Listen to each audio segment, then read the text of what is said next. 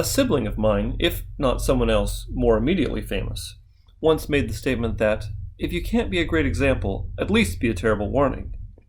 When we think of scriptural characters that excel in the terrible warning category, few can compare with Laman and Lemuel. This is especially true when we look at the consequences their actions and example had on their posterity. Though their relationship with Nephi clearly had its ups and downs, it is clear that they spent a great deal more time remembering the downs. When fights broke out comes the list of grievances and accusations, particularly that Nephi wanted to rule over them. This ultimately ruined their relationship with Nephi, but it actually gets worse. Their grievance narratives not only ruined their own relationships with Nephi, but precipitated divisions and contentions among their descendants that plague the Book of Mormon peoples for most of their history. In fairness to the Lamanites, the Nephites too have their biases. Let's look at their grievance narratives as set out in Mosiah 10:12-17. They were a wild and ferocious and a bloodthirsty people, believing in the tradition of their fathers, which is this. So I only read the first half of verse 12 as a starting point to capture some of the Nephites' narratives. Most people, when you actually get to know them, aren't as interested in murdering others as some give them credit. And it pays to question the dirty stories you hear about others, even when they are being told by people you usually agree with, because often they are both a little too easy to believe and a little too hard to reconcile with reality. Continuing with the rest of the verse, which lays out the Lamanites' grievance narrative.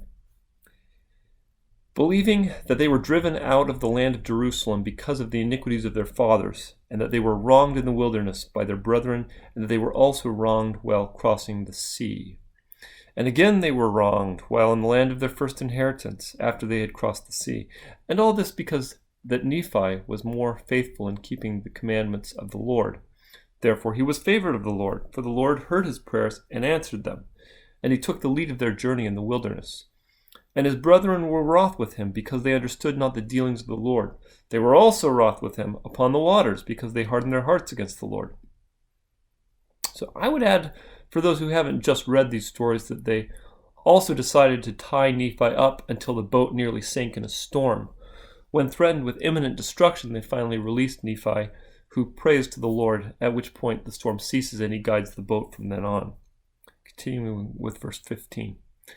And again they were wroth with him when they had arrived in the promised land, because they said that he had taken the ruling of the people out of their hands, and they sought to kill him.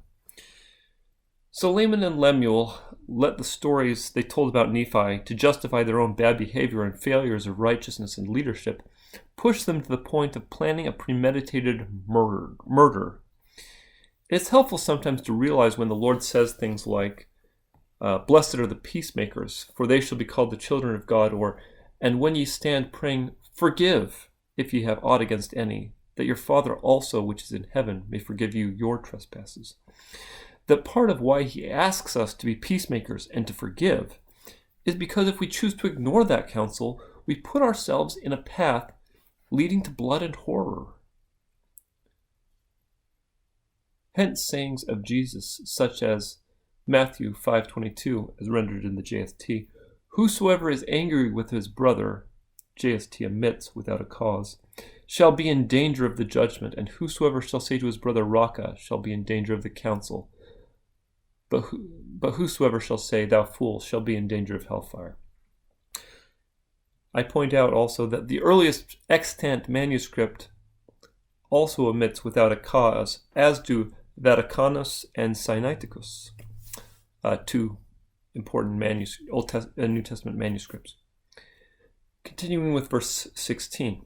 "And again, they were wroth with him because he departed into the wilderness, as the Lord had commanded him, and he took the records which were engraven on the plates of brass, for they said that he robbed them."